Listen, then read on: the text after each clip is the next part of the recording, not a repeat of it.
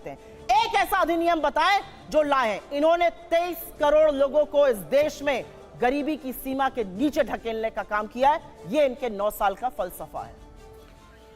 कोई एक ऐसा अधिनियम बताइए जो आपने जिसमें बहुत मेजर चेंजेस लाए हो। सुप्रिया जी ने आपको चैलेंज किया है, सुधांशु जी अभी। इनके और उसमें यही अंतर है।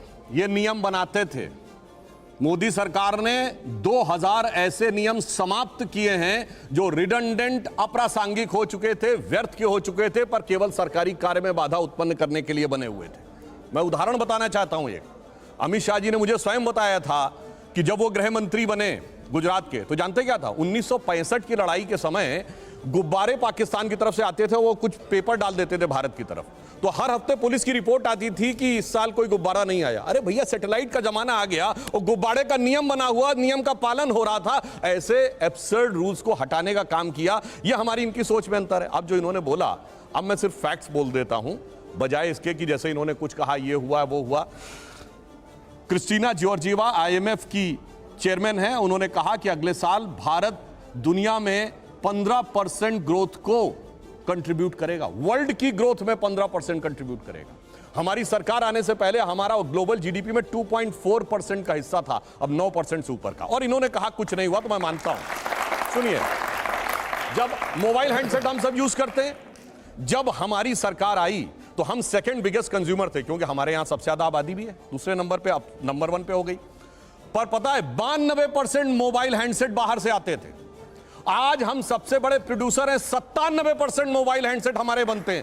वो बनाने वाले कोई थोड़ी है, वो तो आसमान से कहीं जिन्नात आके बना रहे होंगे। 37 किलोमीटर पर डे अगर रोड बन रही है तो ये भी कोई रोजगार थोड़ी सृजित हो रहा है, वो कोई हवा से आके बना रहे होंगे। 3.5 करोड़ मकान बन गए, प्रधानमंत्री आवास, वो भी किसी ने आके हवा में बना दिए होंगे।